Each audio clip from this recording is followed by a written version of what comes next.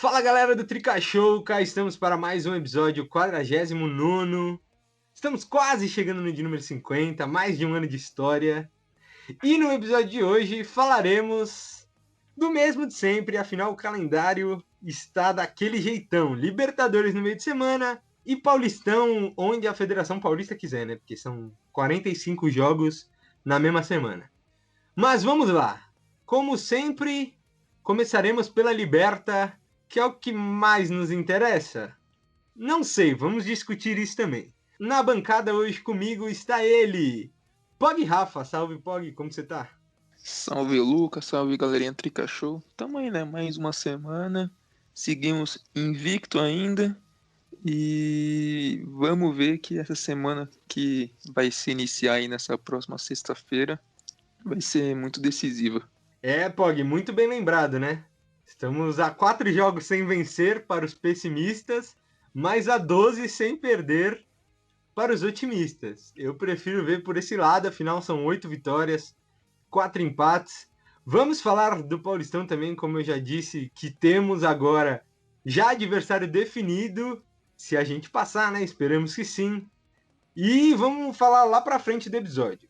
E quem completa a bancada hoje é ele, Gustavo, o Brabo. Salve, Gustavo. Fala Luca, fala Pog, fala galera que nos acompanha. Mais um empate na Libertadores. A gente poderia ter garantido a classificação já hoje, mas infelizmente ela vai ser adiada.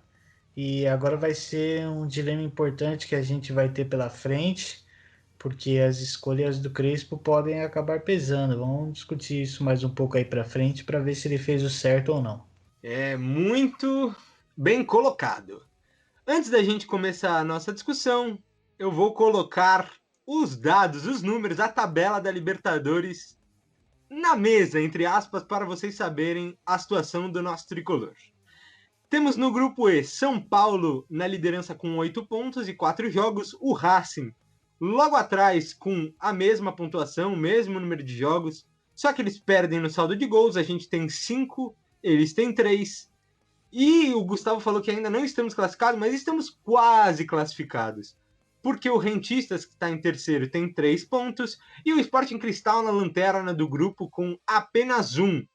Lembrando que a distância da gente para o Rentistas é de 5 pontos. E só faltam 2 jogos em casa. Então, mesmo com um empate que não garantiu matematicamente a classificação, estamos muito bem na Libertadores. E como vocês devem saber, o Crespo meteu o louco. A gente vai falar se meteu o louco ou não. Eu acho que deu uma metidinha de louco. Não acho que foi errado, mas deu uma metidinha de louco. Não levou nenhum titular. Acho que nenhum titular, se eu não estou enganado, para o jogo lá no Uruguai. O Bruno Alves, talvez, né? Ah, não. Bruno Alves, ele. A gente não sabe. Como a gente já A gente... anunciou aqui diversas vezes, ele será banco do nosso glorioso Léo Pelé. Mas, sim, o Bruno Alves é o que mais perto chega ali, né? Ele é o segundo que mais participou dos Jogos de São Paulo na temporada. Ele foi o único ali, o 12º jogador que foi, se podemos dizer assim, ele e o Nestor, vai. E de resto, tudo reserva. O banco, rapaz, era o Hernanes com 30 e poucos anos e o resto devia ser tudo sub-20, só garotada. E agora eu pergunto para vocês, o Crespo fez certo ou não em poupar, visto que teremos quartas de final na sexta-feira e possivelmente uma semifinal já no domingo do Paulistão? Pog, começa você com a palavra. eu acredito que ele fez certo, sim. Não tem como o São Paulo querer abraçar todas as competições com a mesma intensidade, com o mesmo time, porque isso é humanamente impossível, né? Nós já temos 3 desfalques importantíssimos da equipe lesionados e o Crespo não pode se dar o luxo de perder mais alguém, né? Então, eu acredito que se o São Paulo tinha um jogo na Libertadores que ele podia arriscar um time totalmente reserva, um time sub-22, sub-23 ali, era nesse jogo, porque o São Paulo agora na Libertadores vai ter uma decisão, né, entre aspas, com o Racing, para ver quem fica com a primeira colocação, E depois, na última rodada, o São Paulo pega o saco de pancadas do grupo, que é o Sporting Cristal, né? Então, essa partida, ao meu ver, foi uma que o Crespo sabiamente pegou e colocou os jogadores reservas, porque é uma partida que ele tinha essa opção, tinha essa vantagem com a boa campanha que o São Paulo vem fazendo, utilizou. A gente pôde ver que o Crespo sabe muito bem o que ele tem em mão, né? Os jogadores que ele tem no elenco, ele confia em todo mundo, porque assim como foi no fim de semana contra o Menos no Mirassol. Hernanes, né? Mas a gente vai discutir isso aqui também. Eu quero falar também um pouquinho sobre o Hernanes, mas depois a gente fala sobre ele especificamente. Mas, como eu estava falando, nesse fim de semana também contra o Mirassol, o time reserva do São Paulo fez um bom jogo também, parou, sem trocadilhos, no Muralha, né? O goleiro fez um grande jogo e hoje, na quarta-feira, né? O São Paulo novamente parou no goleiro. O primeiro tempo não foi dos melhores, eu senti os jogadores um pouco afobados, né? Principalmente os mais jovens, o Thales, o Nestor estava um pouco afobado, a defesa também.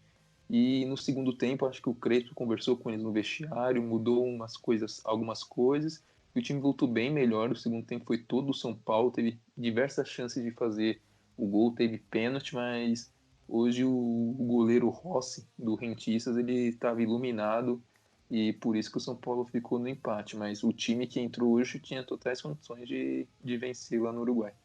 Pog, você brincou do sub-20, eu falei que tinha sub-20 no banco, mas se a gente tirar 3 caras ali, o Rojas, o Orejuela e o Bruno Alves, a média de idade não fica muito longe do sub-20, sub-21 ali não, porque era só garoto no negócio mesmo. Ah, tinha o Bueno também, né? Mas Mas muito, o bueno tem o quê? Uns 23? 24? muito jovem. Eu não sei, vamos usar a pesquisa aqui, Mas acho que é isso. mas muito jovem. Tem 26, é um pouco mais já. Já tá um pouco mais velho. Mas mesmo assim, média de idade muito baixa. Sim. Só para explicar meu ponto de vista que eu falei de meter o louco, eu acho que ele fez certo em escalar os reservas, mas eu acho que tinha que ter uns 2 ou 3 caras ali que tá com físico, né? A gente tem um departamento que monitora isso, tinham que ter ido para ficar no banco, porque mesmo que o pessoal que tenha vindo do banco tenha melhorado o time, a gente também vai falar disso um pouquinho mais para frente, eu acho que faltou ali, tipo, alguém no segundo tempo, sabe, para dar uma diferenciada.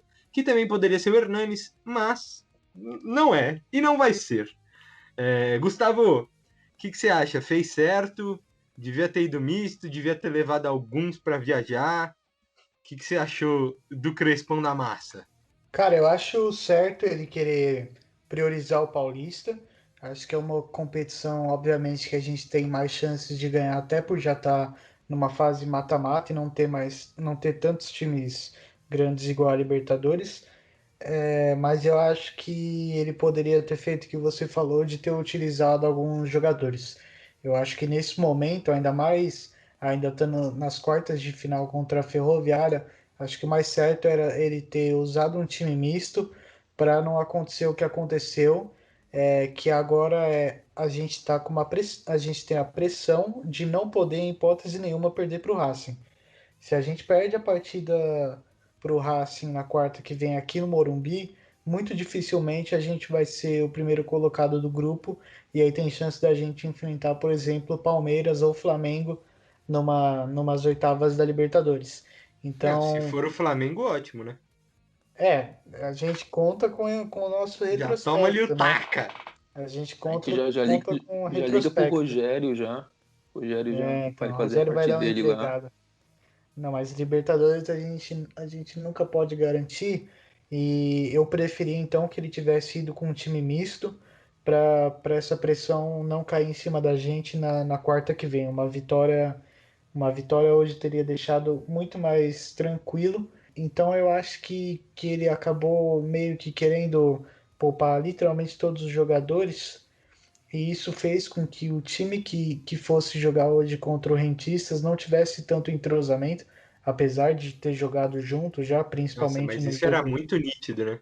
Não, eu ia falar isso mais pra frente, inclusive, mas taticamente a partida do São Paulo foi horrorosa. Foi horrorosa. Muitos erros de passe, saídas de bola errada. O Diego Costa ele tocava na bola, era um susto pra gente, porque não sabia para onde a bola ia. Taticamente a partida foi horrorosa. Produtivamente, os reservas jogaram melhores do que os titulares contra o Rentistas. Mas, taticamente, a partida do São Paulo, de novo, foi muito ruim. Essa, inclusive, eu arrisco a dizer que, taticamente, tenha sido pior do que a partida contra o Racing.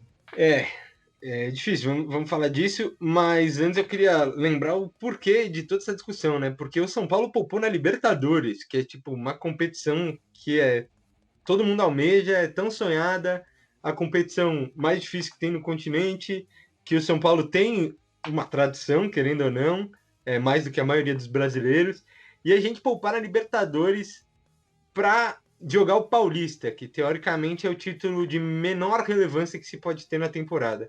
Porém, eu acho que isso acontece muito por dois motivos. O primeiro é humanamente impossível esse calendário que criaram. Não existe você jogar no Uruguai na quarta noite e você jogar em São Paulo na sexta noite e depois jogar no domingo à tarde ou à noite, não sei, de novo, caso a gente classifique. É humanamente impossível. Principalmente que Isso tem sendo mata-mata, hein? Vale lembrar que não é fase de Não, grupos. não é nem Isso é mata, né? É mata. quartas. É mata, é quartas e semi do Paulista. Perdeu, tchau, tchau. Se fosse tipo sexta, uma fase do mata-mata, vai a ida, e no domingo a volta, até dava para poupar em um dos jogos, porque o time reserva de São Paulo consegue brigar com os menores, no caso a Ferroviária, que a gente vai jogar, mas depois colocar o titular. Mas não dá. Perdeu, tchau, vai para casa. E vai muito para tentar sair da fila, né? Nossa, nem sei, 9 anos, eu considero que 13, porque aquela sul-americana eu meio que não gosto. Mas já esclarecemos esses questionamentos.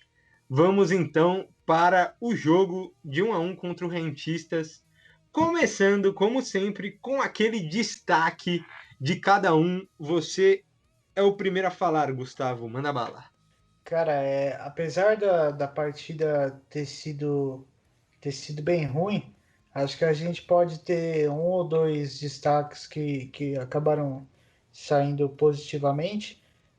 O meu destaque vai ser o Orejuela, começar pelo mais óbvio, né? Que estava estreando, a gente esperava ansiosamente por essa estreia do Orejuela. Ficamos muito em dúvida sobre o que ia acontecer com o Dani voltando a se firmar na lateral direita. Pô, será que o Orejuela vai voltar a jogar bem? Será que ele vai virar titular e o Dani vai voltar para o meio? Então, essa primeira partida ele já estreia fazendo um gol logo no começo do jogo, aos 4 minutos, é muito importante. Eu acho que vai dar muita confiança para ele, vai com certeza colocar uma pulga atrás da orelha do Crespo e dar um alívio para a gente, né? Porque o cara estava voltando de lesão, essa lesão dele que vem desde quando ele ainda estava no Grêmio, então vem desde a Para quem temporada voltou de passada. lesão, até fisicamente foi muito bem, né? Jogou Sim, 85 jogou 80, minutos. exatamente, jogou a partida inteira praticamente. Então, vai ser uma peça de reposição importante. A gente viu no jogo contra o Racing, pelo menos a gente ia ter tido uma tranquilidade maior se fosse o Orejuela entrando no lugar do Igor Vinícius, né? O Igor Vinícius não passa nenhuma confiança pra gente, absolutamente nenhuma. Então, é importante ver o Orejuela tendo já uma primeira partida marcando e jogando bem, que não foi só o gol que ele fez, ele conseguiu fazer uma boa partida também, ajudou ofensivamente, mas acabou sendo ofuscado pelo empate que a gente teve. Mas então meu destaque vai para ele, que teve uma estreia e já estreou fazendo gol. Boa, você falou de dois destaques. Se ninguém citar algum outro que você tiver, você volta no final dessa rodada de destaques. Você falou de estreia também, Gustavo? Eu tenho certeza absoluta que o destaque do meu grande parceiro Pog Rafa vai ser o outro cara que estreou, mas não pelo São Paulo, foi na temporada pelo São Paulo. Fala aí, Pog, qual é o seu destaque?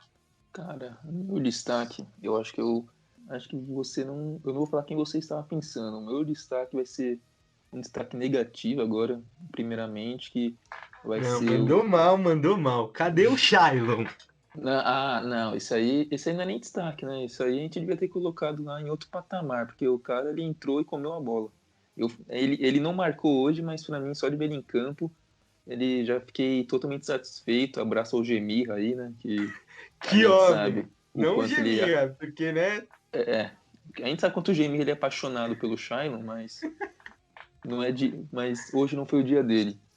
Mas então, meu destaque pelo lado negativo, eu vou dar pro Lucas Perry, que muito torcedor de São Paulo, né, gente que acompanha o São Paulo mais de perto, que a gente muitas vezes falou que o Lucas Perry merecia uma sequência, que ele merecia mais oportunidades, que ele é um goleiro que se mostrava, né, se mostra ainda assim um goleiro promissor. E nessa temporada com o Crespo, com toda essa maratona de jogos, o Perry está tendo e provavelmente vai ter alguns outros jogos para ele jogar. Mas nessas primeiras aparições que ele teve no São Paulo essa temporada e no jogo de hoje, ele não foi muito bem. Hoje ele fez uma excelentíssima defesa ali no comecinho do jogo, quando uma falta cobrada pelo Rentistas ali para a área, a bola passou por todo mundo, ele salvou praticamente ali em cima da linha, com um reflexo incrível. E em outro momento a gente viu um lado do pé que a gente também sabe que é um ponto que ele tem que melhorar, que é muita inconstância, né? No outro lance, uma bola tranquila para ele agarrar lá no segundo pau, ele acabou soltando, foi para escanteio, que acabou resultando no gol de empate do Rentistas. A gente, não posso falar que foi falha somente do PR, né? Porque depois no escanteio a defesa vacilou também, né? A bola passou ali no meio de todo mundo, mas o lance que originou o escanteio foi uma falha dele, então não tem como passar batido. E no resto do jogo ele não foi muito exigido, mas teve participação decisiva assim com o resultado do jogo. Eu sou um dos que sempre defendeu o Lucas Perry, né? Porque a gente sempre fala de ritmo de jogo. Quando voltou lá daquela paralisação da pandemia, a primeira do ano passado, o Volpe estava muito mal e a gente sempre falou aqui, tem que ter ritmo de jogo. E não, ritmo de jogo é jogo, não é treino. O Lucas Perry agora jogou 2 jogos seguidos, mas ele nunca mais vai fazer isso na temporada. Esquece. Eu acho complicado, porque eu já vi ele jogando com ritmo de jogo quando tinha o Aspirantes, e eu já vi ele pegando muito. Então, eu ainda não vou criticá-lo.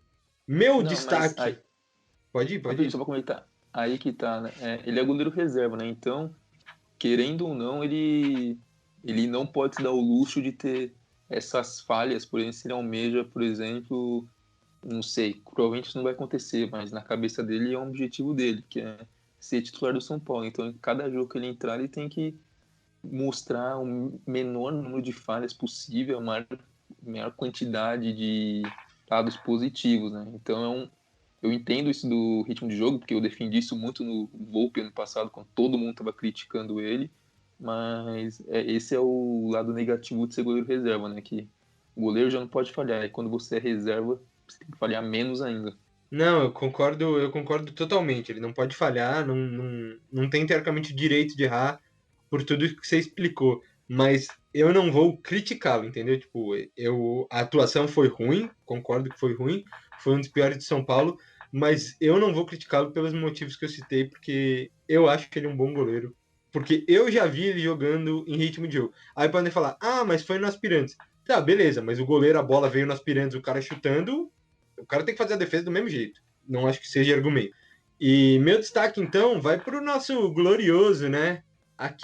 O nosso camisa 9 reserva, Vitor Bueno. Meu Deus, que partida pavorosa que ele fez. E eu me dei muito mal, porque o pessoal pode comprovar, eu falei no grupo, tinham 5 minutos de jogo, eu falei no grupo, nossa, ele já driblou, ele já deu um puta passe pro Rojas, coisa que ele nunca faz. Depois disso, meu Deus, que tragédia. A bola chegava nele, era jogada perdida.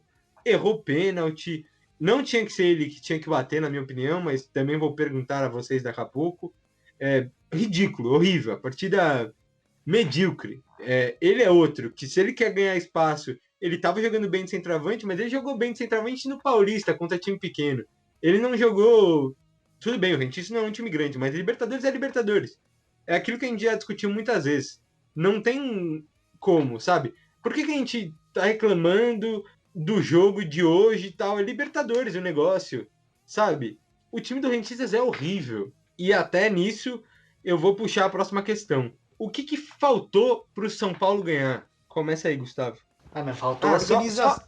só antes de você começar, para eu concluir meu raciocínio aqui, porque eu fiquei meio pistola com o Vitor Bueno, um empate fora de casa na Libertadores nunca é ruim.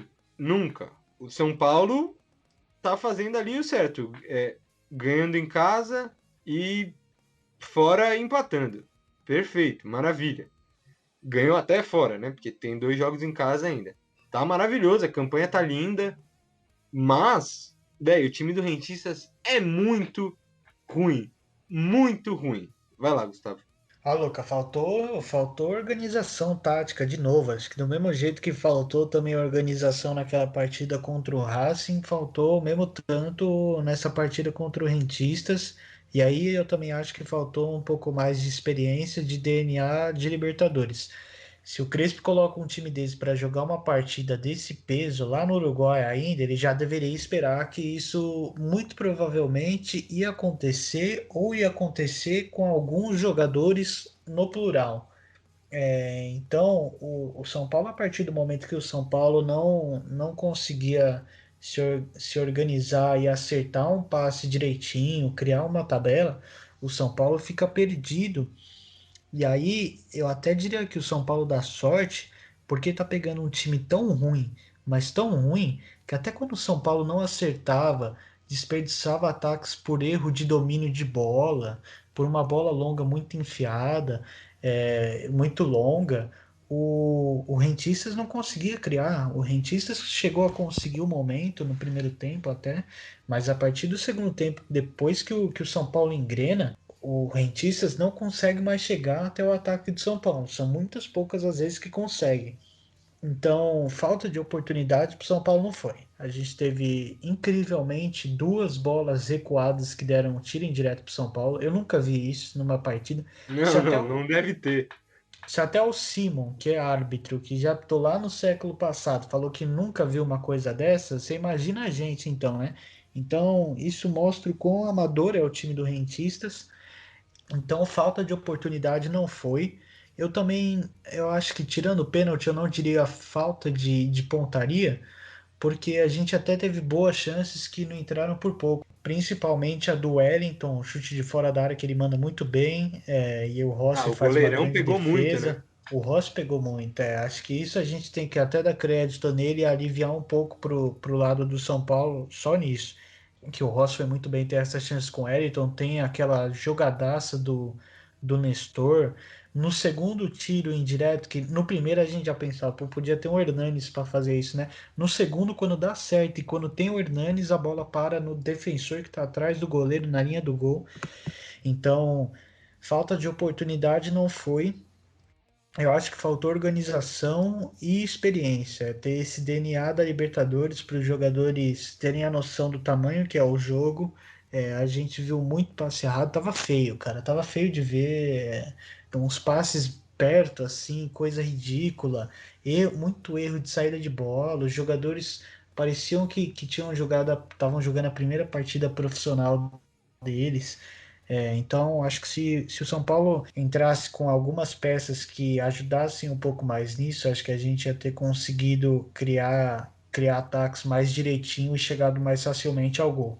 Esse negócio de experiência, eu acho que realmente pesou muito. Como a gente falou aí, os caras muito jovem, tem muito ali que jogou a primeira partida da Libertadores e ou segunda. Tem cara, não tinha um cara assim que, nossa, jogou várias partidas na Libertadores, o cara vai chamar a responsa. Não tinha, até pela idade. Os caras devem ter jogado Libertadores sub-20, tá ligado? Completamente diferente. E querendo ou não, a Libertadores é uma competição à parte, é tudo à parte. E além de não criar, Gustavo, que você citou, eu diria mais. Eles queriam não, mas eles tentaram entregar o jogo umas 3 vezes.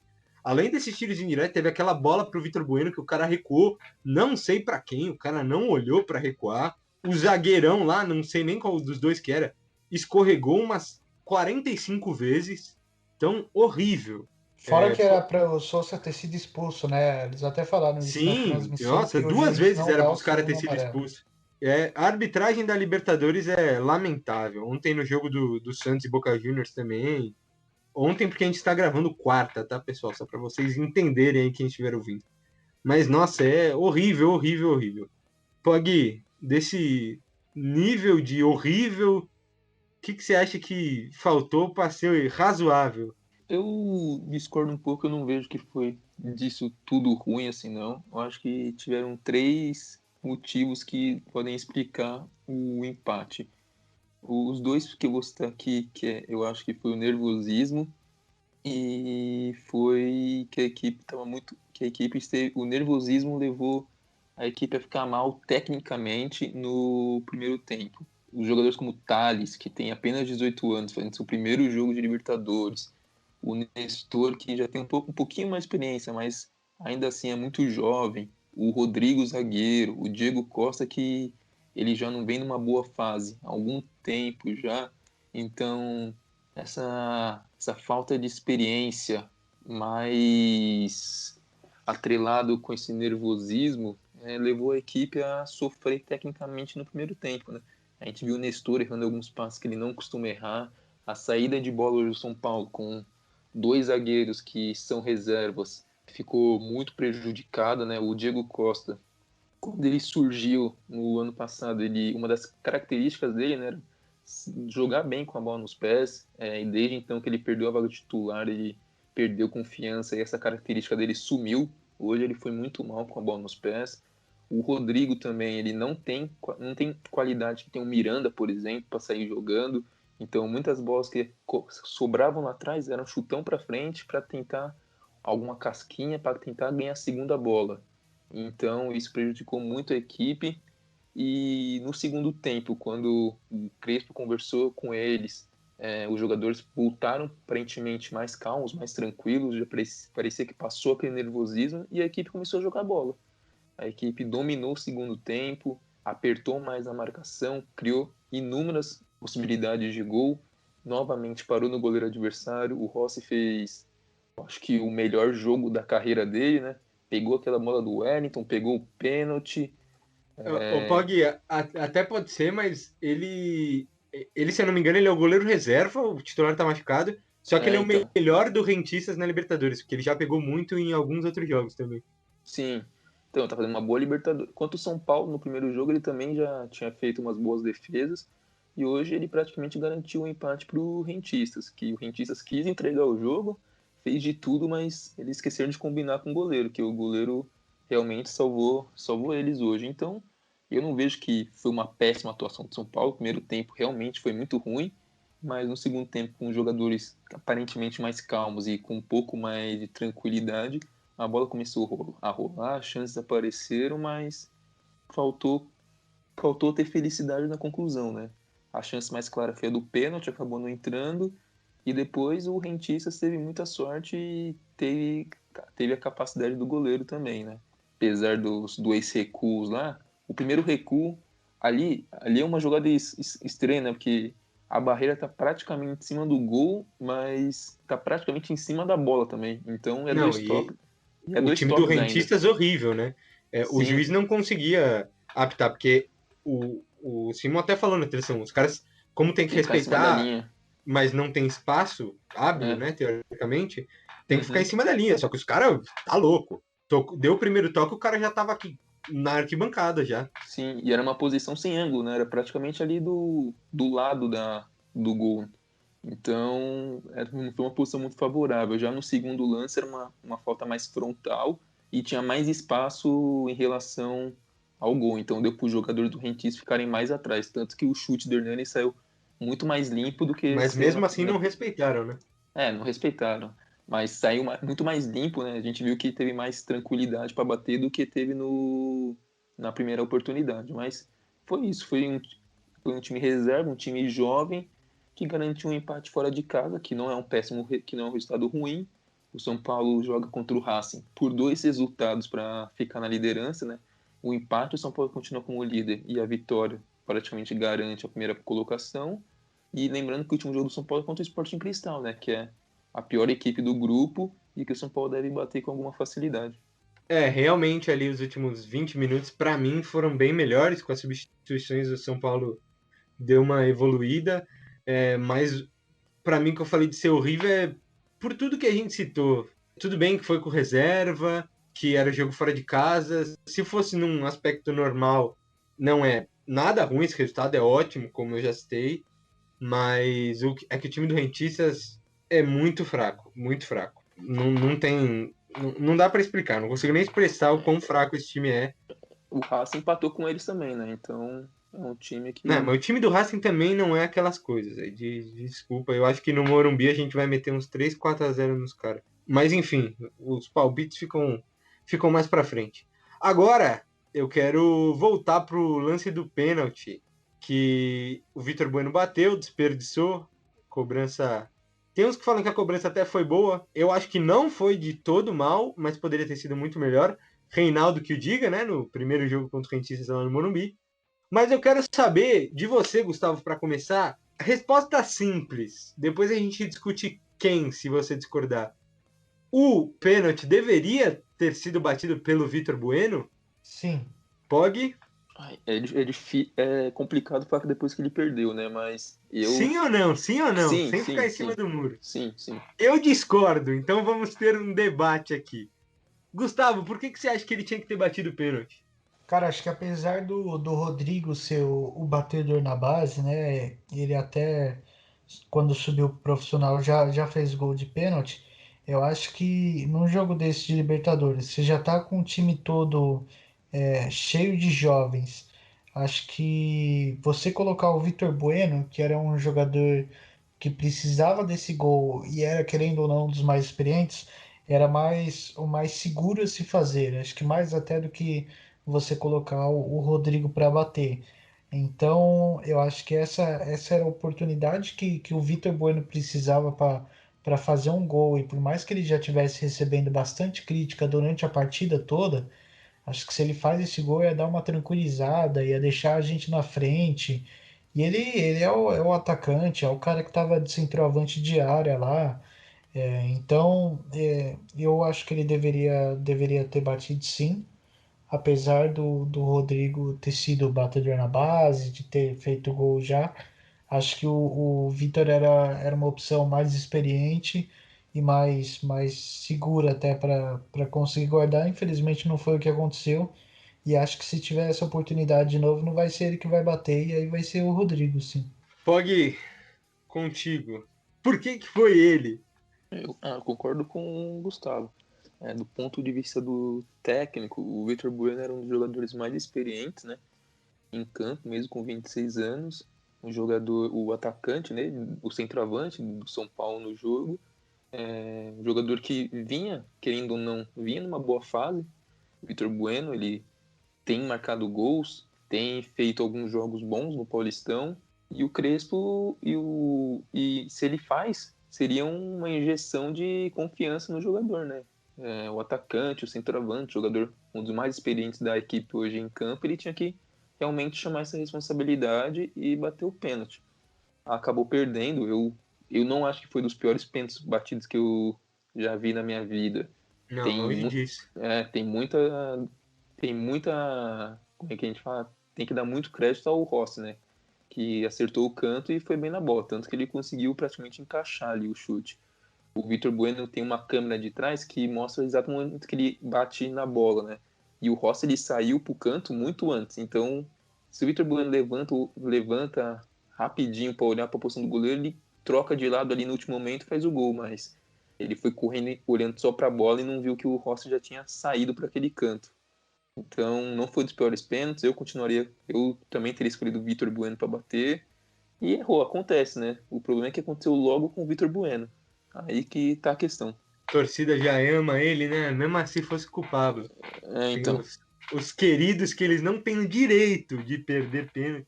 Já tinha perdido o gol, já tava ruim. Antes de eu falar o porquê que eu acho que não tinha que ter sido ele, em relação ao que o Gustavo falou, de que se fizesse o gol ali, abriria, tal, ficaria tranquilo. Eu acho que se a gente não tivesse tomado aquele gol, que infelizmente aconteceu por erros ali, não foi nenhuma jogada super elaborada e tudo mais, São Paulo ia ter a partida tranquilamente, porque aí ia dar mais segurança para os jovens, né? Que a gente falou muito de nervosismo, de nunca ter jogado na Libertadores, e eu acho que se faz ali o primeiro e segura uns 10, 15 minutos, já ia dar uma diferença brutal. Mas como o jogo não é assim, eu acho que teve bastante maturidade do lado dos São Paulinos que eu não tinha dito anteriormente. Mas pra mim, como o Gustavo já citou, tinha que ter sido o Rodrigo, mano. O cara era batedor oficial na base, o cara bateu e acertou o pênalti que ele cobrou no Paulista. Então tem que ter um cara no time reserva. Para mim, esse cara não era o Vitor Bueno e não vai ser o Vitor Bueno. Eu acho que não era porque eu acho que ele bateu esse jogo justamente por ser Libertadores e por ele estar nessa fúria do gol ali, sabe? Tentando provar alguma coisa. E o Crespo também é um cara que, beleza, a gente já viu que ele é um técnico firme e tal, mas ele chegou agora. Então o Vitor Bueno, centroavante dele, que ele gosta do Vitor Bueno, é importante ressaltar isso, pediu pra bater, vai bater. Mas pra mim era Rodrigo, mano. Até o cara errar, no time reserva, ele tem que ser o cara do pênalti. Se o cara batia pênalti na base, por que vão colocar um cara que não bate pênalti normalmente?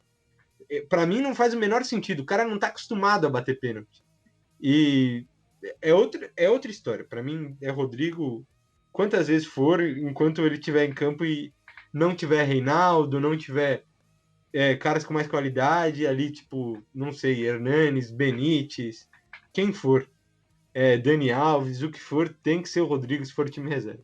Mas, agora para finalizar, já passamos bastante pela partida contra o Rentistas, eu quero aquela gloriosa nota para o melhor e para o pior jogador do São Paulo. Vocês escolhem. O pior, eu e o Pog já falamos. Gustavo vai começar escolhendo, então ele pode falar o dele e pode repetir também, hein? Vai lá, Gustavo. Cara, essa é difícil você escolher o pior, né? Eu até fiquei pensando, pô, acho que não vou falar pro Vitor Bueno porque como ele já todo mundo falou dele já, vou Não, escolher mas é só fazer. uma nota.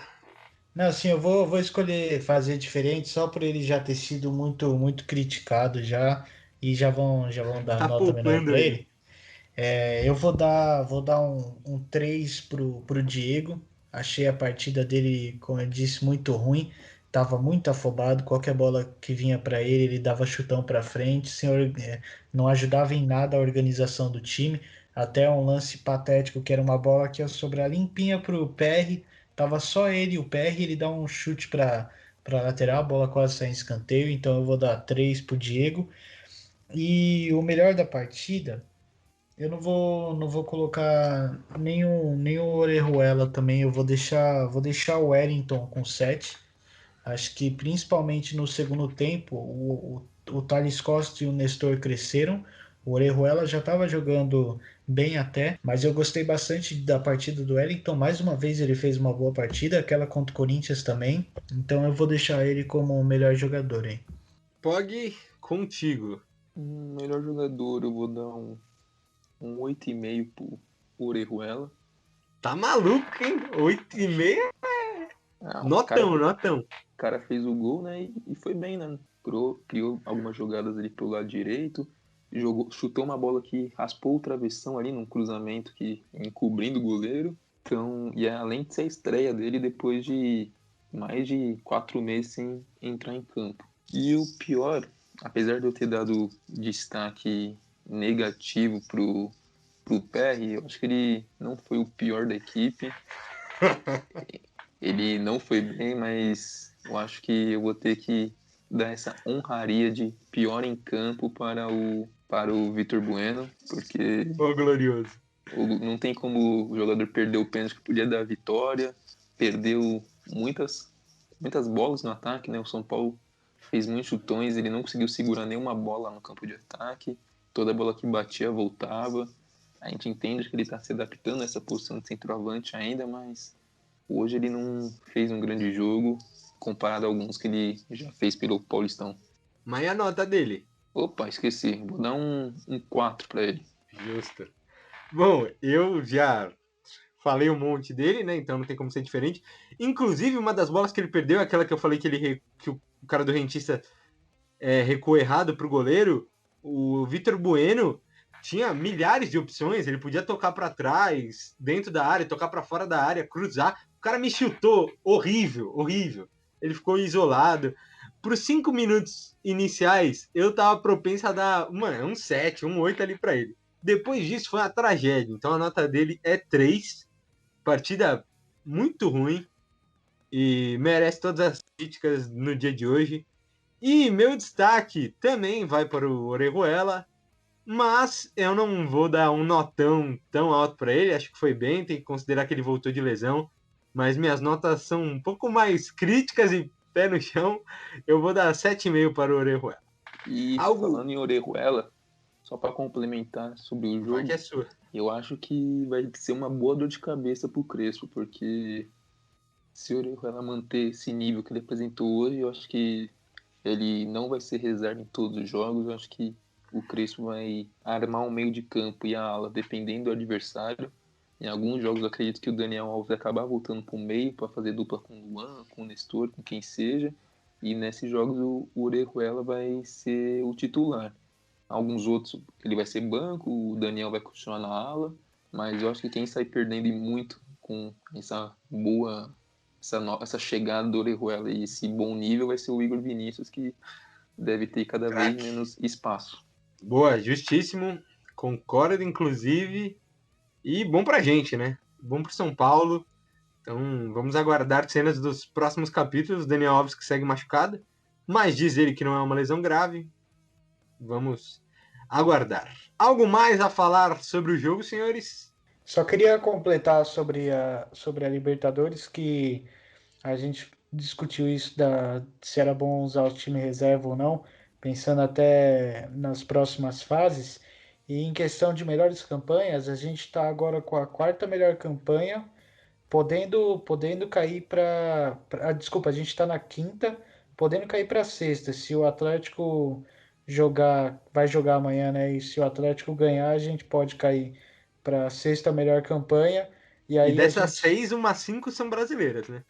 então, a gente só teria a melhor campanha do que o Fluminense, que tem o mesmo número de pontos, só que menos saldo de gols, e o Inter, que é o primeiro do grupo B, com 6 pontos. Então, todos os outros times que a gente fosse enfrentar nas fases mata-matas, que fossem primeiros colocados, a gente decidiria fora de casa. Bom, outra coisa para aguardar. E antes da gente finalizar a Libertadores, eu vou passar o próximo jogo. A gente reclamou do calendário, mas eu nem sabia disso, porque a gente falou que vai ter jogo sexta, possivelmente domingo. O jogo contra o Racing, nada mais, nada menos do que é na próxima terça-feira. Na fucking terça-feira. Tipo, onde esse pessoal vive? Eu não sei, juro. Piorou a Não, não situação, dá. né? Porque eu ainda achava que era. Eu falei até que era na quarta, mas Não, na eu achei que terça era é muito quarta ou pior. quinta, mas quinta deve ter a final possível final do Paulistão. Eu vi que estavam querendo adiar, mas não sei. É uma palhaçada o calendário no Brasil, complicado. Inclusive, apesar das críticas, parabenizar nosso glorioso Crespo, porque eu acho que ele vem fazendo uma gestão de elenco muito boa, ainda mais por ser início de trabalho. Bom, vamos continuando aqui. Finalizamos Libertadores da América, vamos para o Campeonato Paulista. A gente empatou com o Mirassol, também com o time reserva na última rodada da fase de grupos. Gol, inclusive, do tão criticado Vitor Bueno. O Muralha, assim como o Rossi, defendeu muito. E não vamos falar muito desse jogo, até porque, se a gente passar, o nosso adversário na semifinal também é o Mirassol. Então a gente já vai fazer uma projeção, como tem esse calendário louco com 15 jogos na mesma semana, de uma possível semifinal, de uma possível. Calma lá que eu me embaranei porque eu tô empolgado que já quero ser campeão. Das quartas de final e de uma possível semifinal. Para começar, jogo de sexta-feira, dia 14 de maio, às 21h30, no Morumbi, contra a Ferroviária. Vamos às expectativas. Pog, qual a sua expectativa para esse jogo? Visto que a gente vem desse desgaste todo, vai com o time titular, mas não tão titular, né? Porque temos jogadores machucados. O que você está esperando dessa partida na possível noite fria no Morumbi? Eu espero uma vitória, né? Não tem como ser diferente, ainda mais com a equipe poupando os jogadores para ir com força máxima nesse jogo. Fica aí a questão se o Igor Vinícius vai ocupar a posição do Daniel Alves, né?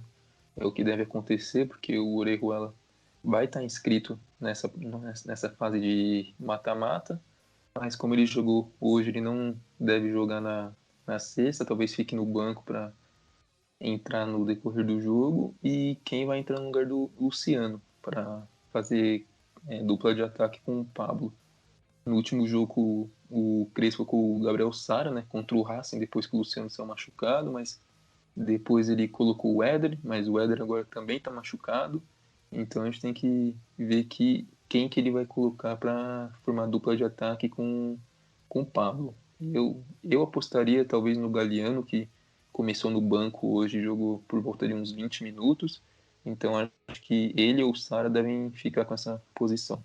E aí, Gustavo, quartas de final, como a gente já citou, é só mata, perdeu, fica lá na casa já, não tem mais Paulistão, que a gente está tanto esperando, né, pela nossa melhor campanha, bom ressaltar, na fase de grupos, por jogar em casa, por ter poupado o time. O que você está esperando dessa partida aí contra o Ferroviária? Cara, a minha maior expectativa é que o São Paulo volte a jogar um futebol bom, né? Tava olhando o calendário dos nossos últimos jogos. A nossa última partida do time titular, que foi boa mesmo, cara, você pode falar que foi contra o Santo André ou até contra o Sporting Cristal. Porque depois disso você vem de uma partida contra o Ituano, que a gente tá com o time reserva, Rentistas, que não foi uma partida boa, aí vem a sequência de empate, Corinthians, Racing, Mirassol, Rentistas, então eu espero muito que o São Paulo volte a jogar um futebol bom, porque se a gente não conseguir fazer isso logo, a gente vai acabar tendo dificuldades. É claro que se esse futebol bom voltar, consequentemente a gente vai acabar ganhando uma partida, né? Porque o time de São Paulo encaixado e jogando bem é muito bom. E aí eu não consigo imaginar o São Paulo amassando a Ferroviária e perdendo, mesmo com as nossos recentes traumas. Eu acho que isso tem tudo para ser uma partida mais calma, dependendo de como o time se portar.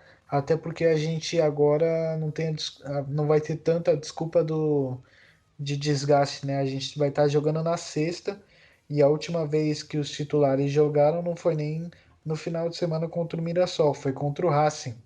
Então é mais de uma semana de descanso para o time titular.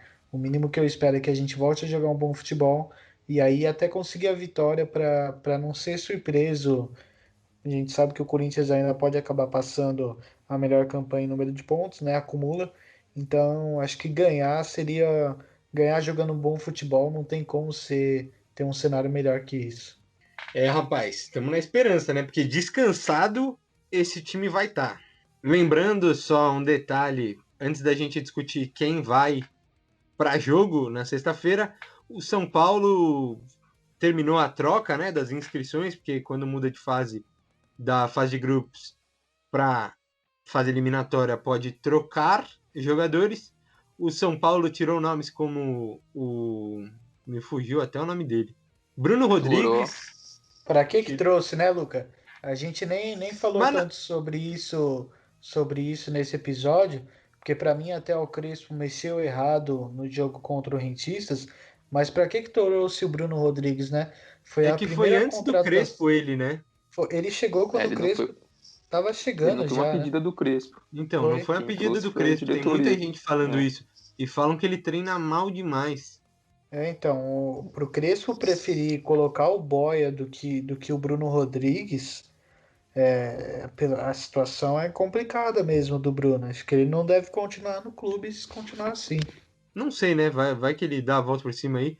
Mas o São Paulo escreveu o Orejuela, escreveu o William. Quem mais? Escreveu o Shailon, que entrou na vaga do Thiago Couto. O E Young tá escreveu, na lista B também, agora que o escreveu Thiago o Couto não tá mais. Thiago Boia. Inscreveu o Paulinho Boia no lugar do Bruno Rodrigues.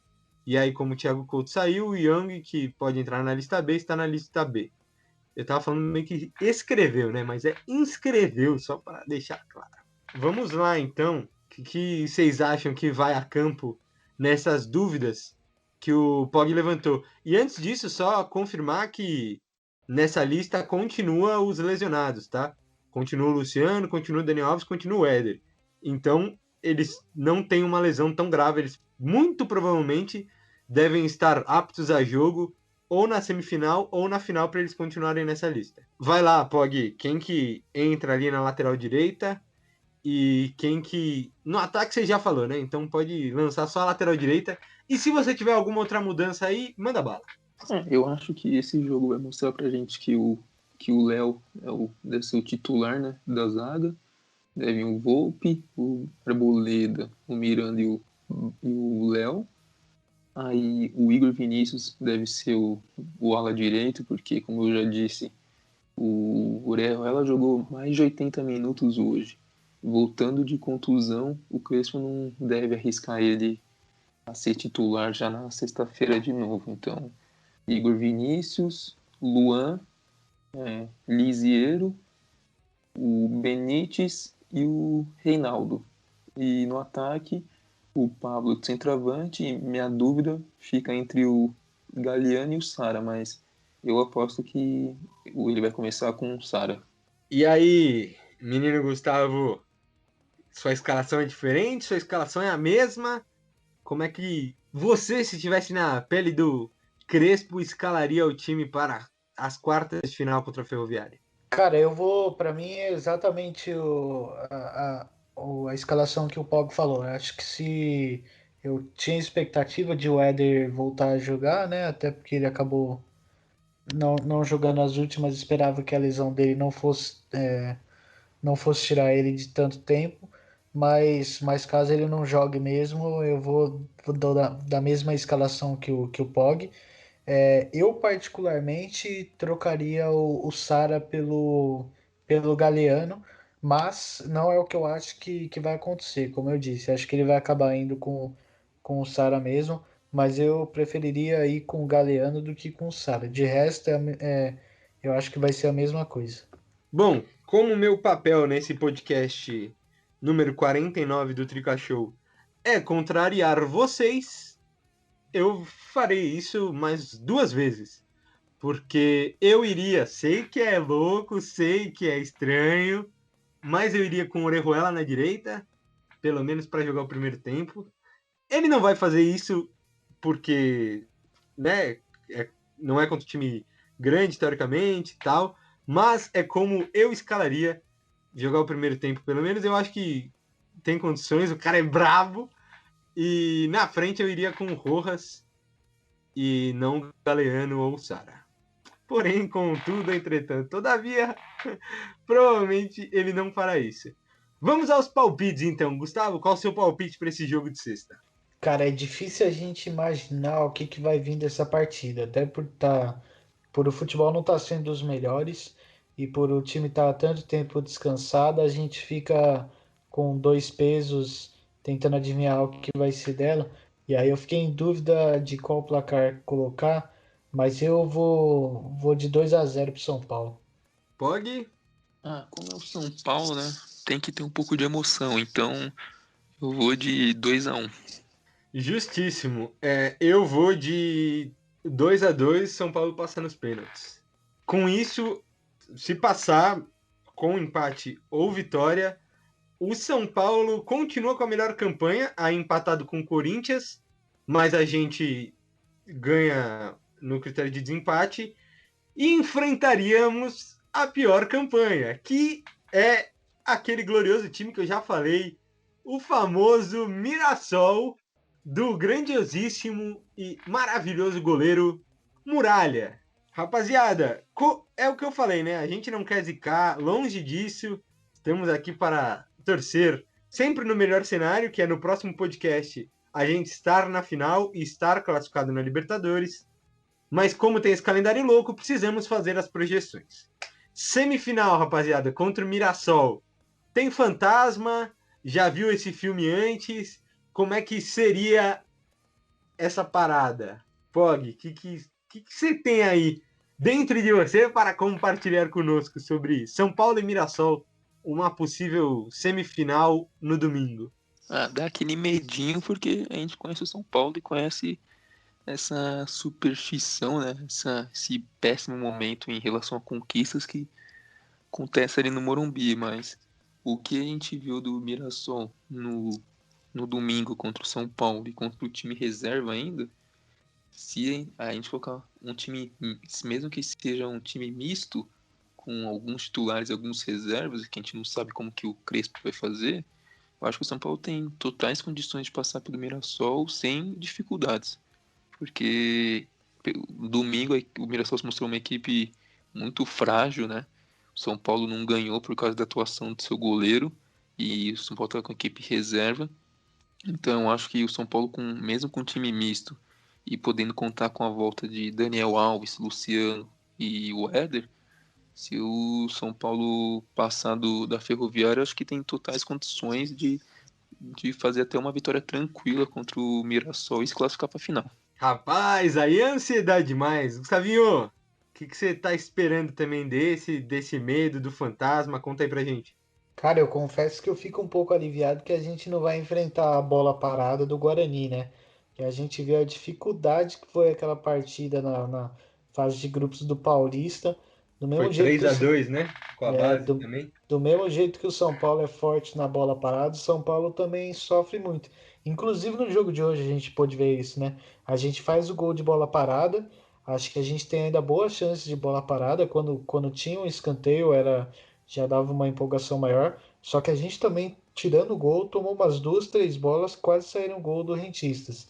E sobre o Mirassol, é o que eu falei. Eu acho que o São Paulo jogando bom futebol, o único cenário que eu vejo o São Paulo parando é para enfrentando um time maior, enfrentando um Aí seria só Corinthians, na final, né? exatamente, um Corinthians, um Bragantino, um Palmeiras.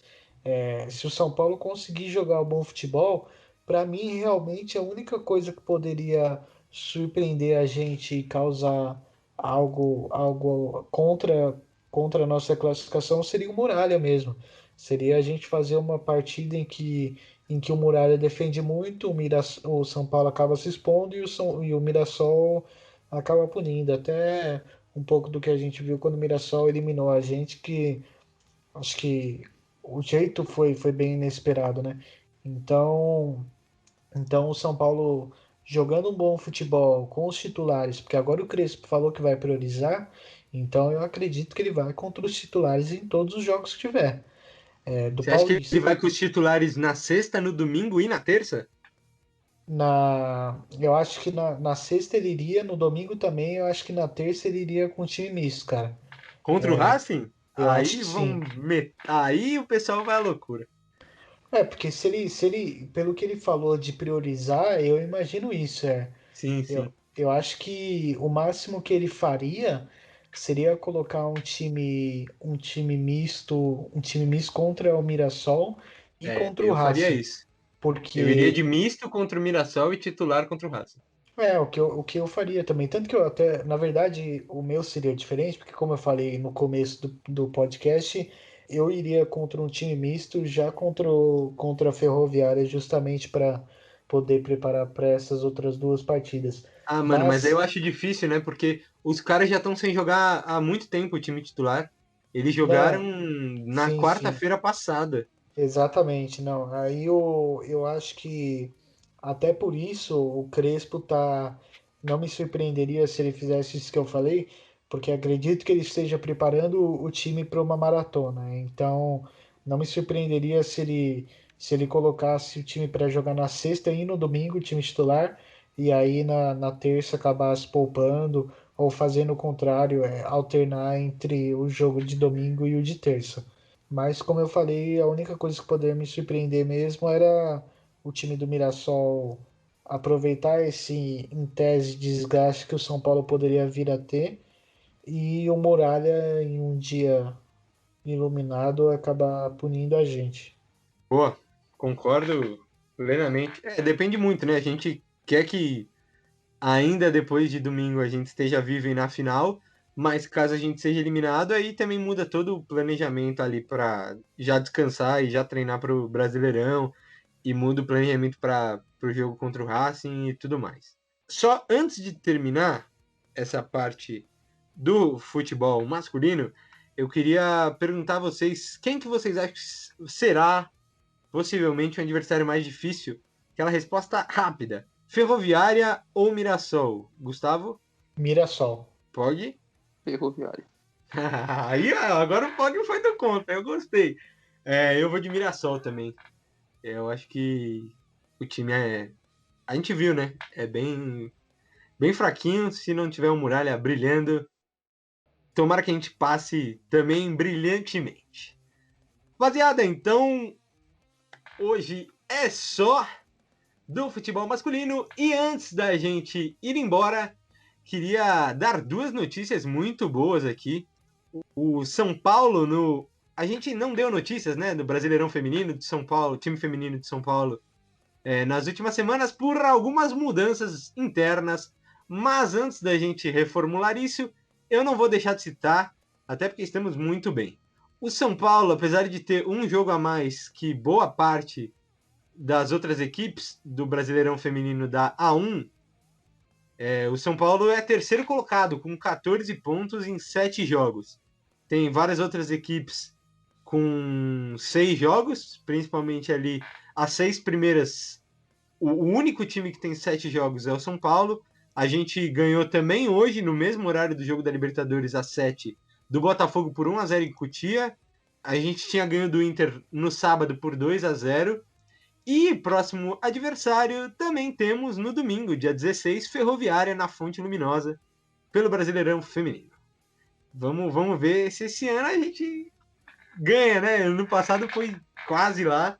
E a outra notícia é o nosso queridíssimo basquete, que hoje, no dia que estamos gravando, quase no mesmo horário também, ganhou uma partida que estava 17 pontos atrás do Minas, pelas semifinais do NBB. Tá 2-0. A primeira partida foi um passeio do São Paulo, ganhou por 20 pontos, se eu não estou enganado. E a segunda hoje foi por 5 pontos, também, se não estou enganado, porque, né, tava muito jogo ali, às vezes a gente se confunde, mas ganhou, que é o que importa, 2-0. Se ganhar o próximo jogo, leva a semifinal e aí vai jogar a final contra o Flamengo ou o Paulistano, que é a outra semi. Então é só, terminei hoje, falei muito, estou empolgado aqui, apesar de não ser nem mais quarta, ser quinta-feira, 00h21. E me despeço de vocês. Pog, tamo junto, valeu pela participação mais uma vez, é nóis. Valeu, Luca, valeu, Gustavão, valeu, galera do Trica Show. Tamo junto e vamos descansar que amanhã tem São Paulo. Você já tá avançado, você falou amanhã, eu fiquei, caralho, o que tá falando? Mas é isso, tá essa maratona de jogos. Sexta-feira já, né? Não, certíssimo. Tá essa maratona de jogos, então tem São Paulo para todos os lados, todos os dias. Gustavo, muito obrigado pela participação, brilhante mais uma vez, assim como o Muralha foi nos pênaltis contra o Guarani e não será contra o São Paulo na semifinal. Valeu, Luca, valeu, Pog, valeu, galera que acompanhou. Pra gente é ótimo, né? No intervalo de 6 dias, a gente tem 4 partidas do Tricolor do Crespo, a gente adora, né? Vamos ver se os caras vão aguentar tudo isso. Aonde, meu Deus, aonde que você consegue imaginar um time de futebol jogando 4 partidas em 6 dias, cara? É coisa de louco. Surreal. Quando a gente voltar na próxima quinta-feira, esperamos continuar invicto. Se possível, com 3 vitórias, 15 partidas invicto seria uma maravilha. A gente sempre passa o cenário ideal que a gente quer para o próximo podcast. Então a gente espera vocês na próxima quinta-feira. Muito obrigado para quem chegou até aqui. E já sabe, né? Para ver os palpites que a gente não deu de uma possível semifinal, do jogo contra o Racing, acompanha a gente lá no Instagram, @tricashow. E também é o mesmo @ no Facebook, no YouTube, onde também saem os nossos queridíssimos episódios. E quem mais temos? Temos Twitter também. A gente está em todo lugar. Segue a gente lá, @tricashow. Valeu, tamo junto. Tchau!